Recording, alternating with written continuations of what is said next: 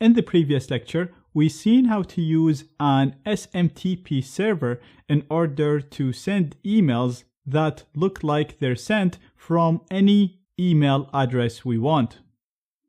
I also mentioned in the previous lecture that there is another way of doing this, and that is using a web hosting. Now, there are a lot of free web hosting services that you can use to achieve this, but just like I said for SMTP servers, you will get results with the paid services because there are less people using them, and therefore they are less likely to be flagged as spam by mail providers such as Gmail. But right here, I actually have a free web hosting provider that works well and still delivers the email in the inbox, so it will still not mark you as spam. Now, if you look on Google, you'll find a lot of free web hosting providers and a lot of cheap ones. And like I said, you might actually get better results with the paid ones, but we're going to go with a free one for this lecture, and you'll see it's going to work perfectly. So we're going to click on the Get Started here. And we're going to go for the free plan. So it's 0.0 per month. Now you can set up. The setup is simple, just like setting up for anything else. Email, password, and sign up. Or if you already logged into your Gmail or Facebook, you can just click on login with Gmail, for example. I'm already logged into my Gmail, so that's what I'm doing. And I'm going to click my Gmail account that I'm already logged in with. And perfect, now we are ready to go. So we're going to click on Let's Create Some Magic. And this is just a wizard to take us through the process. I'm just going to do Other and skip this. And now it's asking me for the name of the website that I want to create. So you can call this anything you want. We'll be the only people that we use this website. So I'm just going to call mine John Wick. And we're going to submit. Okay, now we created our website. So the next step is to upload the PHP file that will actually allow us to send fake emails. So we're going to click on Upload Files to the website. And we're going to click on Public HTML. This is the location that loads by default when you access the website. Therefore, we want to upload the PHP file that will allow us to send the emails in here, so we can use it to send the fake emails. So I'm going to click on the upload button in here.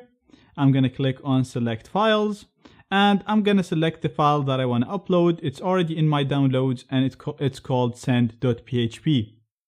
I will include this file in the resources of this lecture. So right now, all we have to do is just click on open and upload. Now, keep in mind, if you're using a different web hosting provider, whether it's free or paid, the interface might look slightly different than what you see in here, but the main idea is the same. You want to just go to the web root, to the location that gets loaded when you access the website, and upload the send.php file that I've included in the resources of this lecture. And once you do, you need to browse it. You need to open this file in your web browser. So I'm going to right click in here, and I'm going to click on View. So using this is very simple. All you have to do is set the email that you want to send this email to. And just to switch it up, I'm going to send this to my other email, which is zaid@zsecurity.org. Next, we're going to set the from email. This is the email that this email will appear like it's coming from. So again, just to change things around, we're going to set the from email this time to adrian@zsecurity.org. Now, again, when you're setting the from email, make sure that you set it to an email that actually exists, and make sure that your target actually receives emails from this email and communicates with them.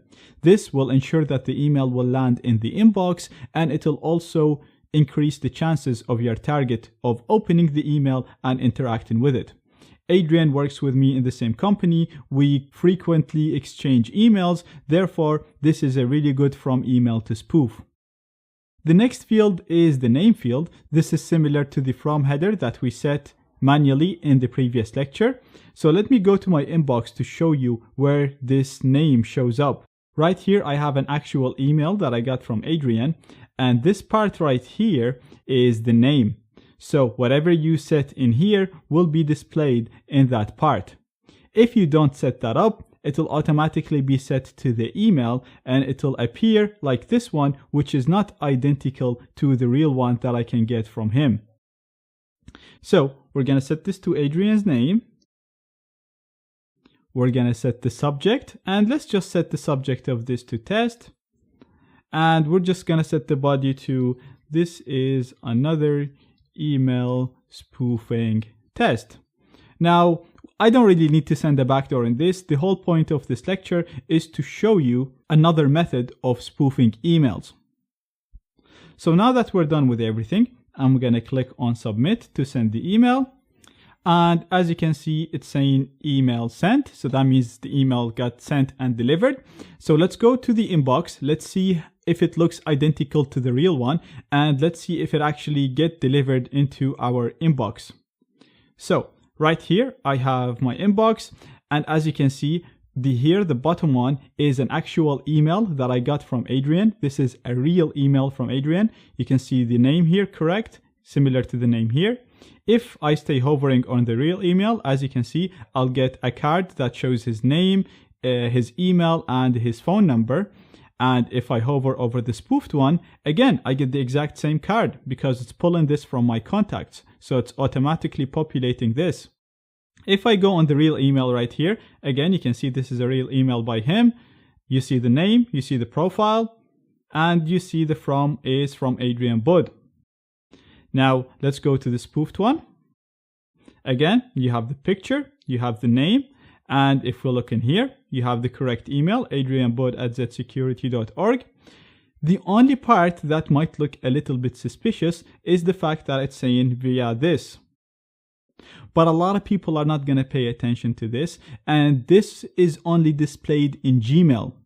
So we tested with Live. This doesn't even show up on it. And even with Gmail, we have the correct profile picture, we have the correct name, we have the correct email if you look in here, and we even have the correct phone number. So this is just another method to show you how to spoof emails. In case the previous method didn't work, or if you just didn't like it, you can try this one. Again, like I said, you can use any web hosting provider. You do not have to use this one that I used. You can try the free ones, you can try the paid ones, and like I said, you will get better results with the paid ones. The steps are pretty much the same. The only difference might be the sign up process and the process of uploading the file to the website.